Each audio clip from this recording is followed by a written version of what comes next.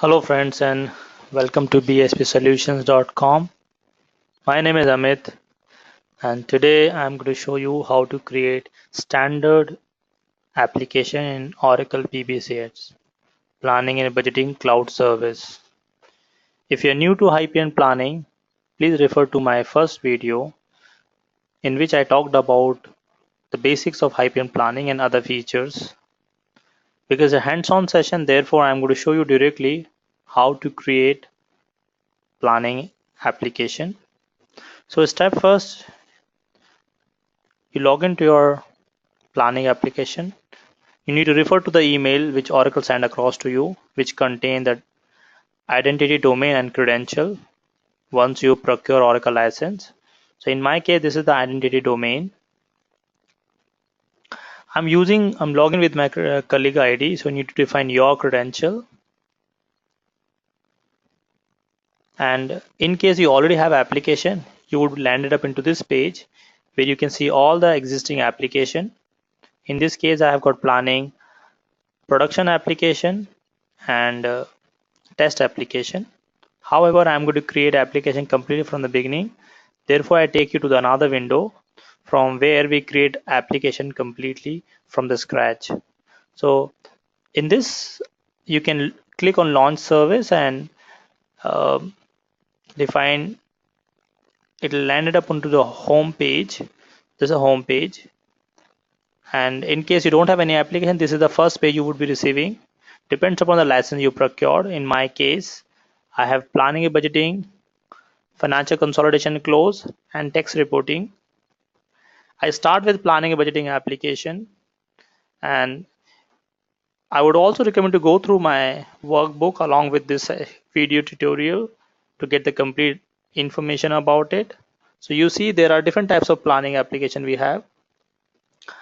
So we have enterprise, standard, and reporting. In today's session, we are using standard planning application. So I would select standard, which in turn has got sample application, which is called vision. If you again you do not know what is vision application, how to create, please refer my previous video creating EPMA vision application. Today I'm going to create a custom application, therefore I select option new.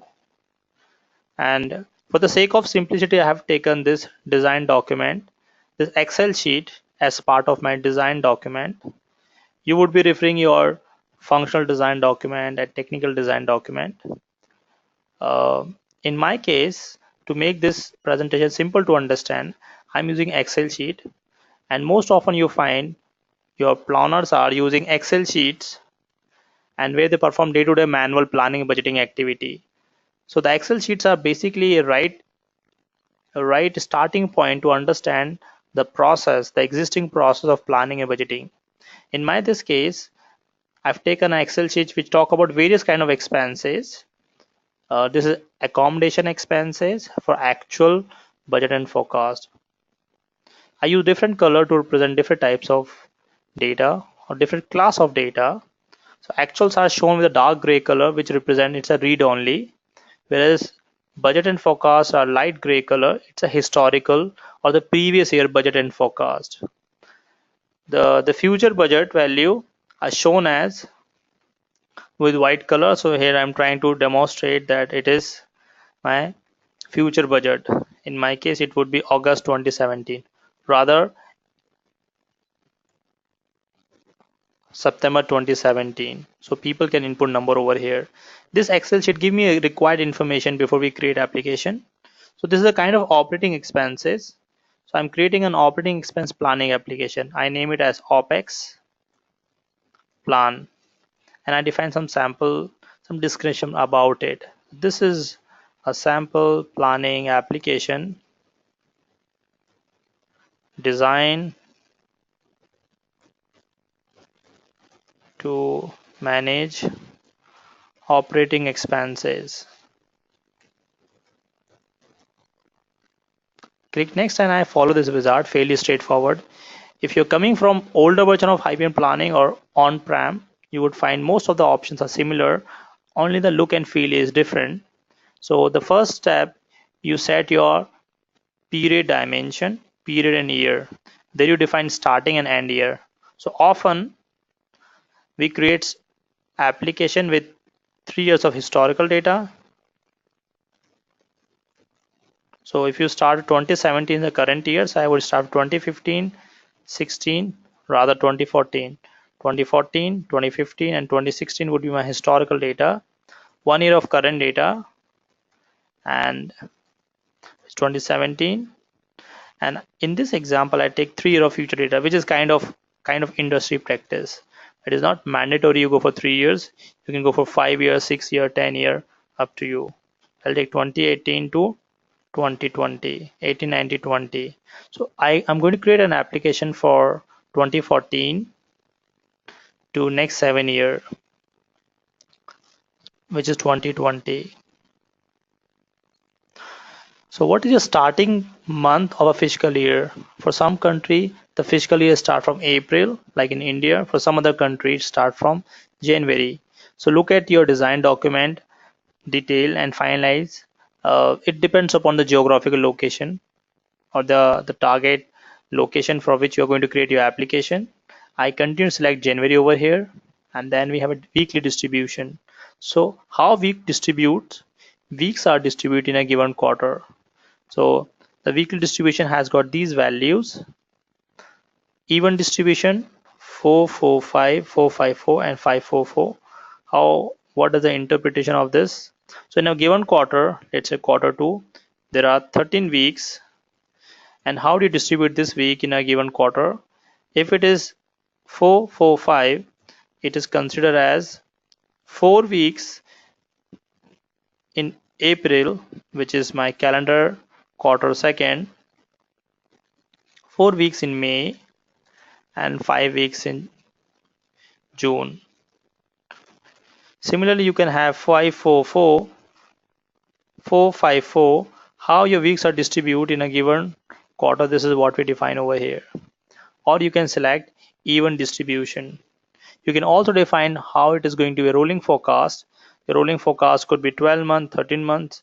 In case it is 13 months, you can define as September going on. So 2016 September. This is August, sorry, 2016 August to 2017 August. So it's going to be 13 months. You could also have a 12 month rolling where you can define 1 plus 11. So number of months remain 12. So 1 plus 11 would be interpreted as you have 1 month of actual data, and from February 1 month of actual data, and from February to December you have forecast data. You could have 2 plus 10, 2 years, 2 months of actual data and 10 months of forecast data, and so on. It depends upon your requirement. You can select your rolling period. So it forms year and period 2 dimension. Then you have multi-currency. It is same as your old application. If you're completely new to Hyperion planning, then when you create application, you decide is your application spread across or it has a business across different geographical location. Therefore, you need to have multiple currencies. So you define base currency, which is called main currency here. All currencies will be converted to base currency. For example, I'm creating a planning and budgeting application for McDonald's. It is based out in US. Therefore, I use base currency as USD. As McDonald's spread across different part of the globe, and therefore they should have a multi-currency yes. When you select multi-currency yes, you in turn have two options, multi-currency type. Well, so if you are coming from older version of Hyperion planning, the concept remains same. Some keywords are being changed over here. So I take you to this my workshop document. In workshop document, you see there are two types of currency, standard and simplified. In case you select standard, when you create a standard type, system create two hidden dimension. One hidden dimension called HSP rate and currency. This same as your older version where your HSP rate, let's assume what does HSP rate consist of. So for example, I need to convert 1000 USD to INR with the exchange rate of 65. So HSP rate contain three member. Input value, in this case input value is 1000, your input currency USD, and your exchange rate would be 65. So this is a hidden dimension. Once I create application, uh, you can see within your S space in case you have X space visible, but in cloud you cannot see this dimension hidden, so that you do not know exactly what is happening behind the screen. But I'm using on-prem application just for the sake of your understanding. So when you create multi-currency, yes, HSP rate dimension created in S space, which consists of input value, input currency, and exchange rates with respect to a specific currency. This dimension is not visible to the user. And in addition to this, you have a currency dimension, which is self-explanatory, which contain various currencies. This you can see in your S space, or once my planning application created, I would show you over there as well.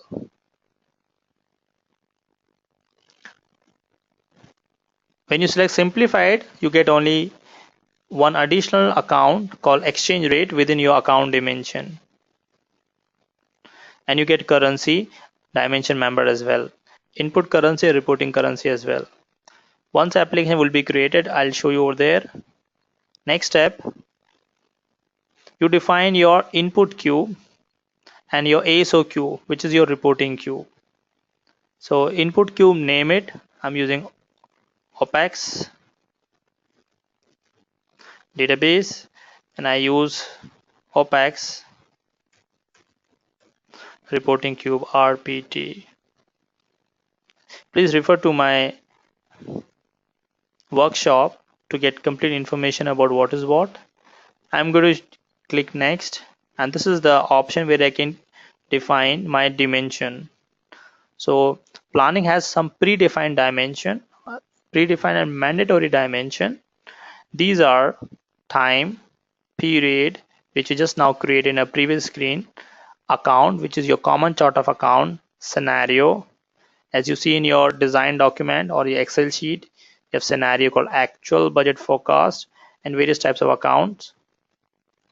And you have version. Version represents the iterative behavior of planning, and organization structure, which you call entity. So you see your time, period, and year, you gray out, they cannot change them. In addition, this is new to you. You have option to load metadata right over here. You can click on choose file and specify CSV or comma separator file or tab file. So I already have one sample metadata file. I show you how to load it. It's a fairly simple. Point to your CSV file, which is in certain format, and you can load it. So as you see, there are 453 records are available. In a subsequent session, I show you how to create metadata file. Just for the sake of your understanding, you can see this. Let me show you over here in Excel. This is my sample metadata file which I loaded. Right, so you have parent-child relationship and other dimension properties. Well, you may be new to all these options. So at this point of time, you can ignore it. In a subsequent session, I show you how to create your own metadata file. So actually you're done with everything. You click on next. This is summary information. I would recommend you to take a snapshot of this. Therefore, you can understand what is starting period, end period, starting month of your fiscal year, weekly distribution, multi-currency. I did not use sandbox, your input cube name and reporting cube name.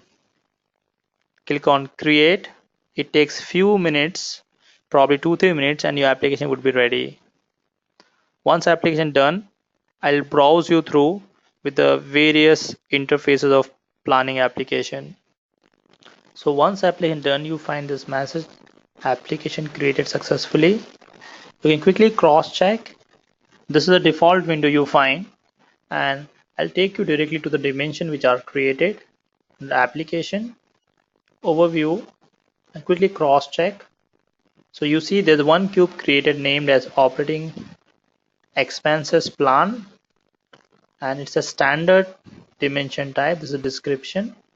The one cube created for BSO cube and one ASO cube created for reporting, and these are your dimension.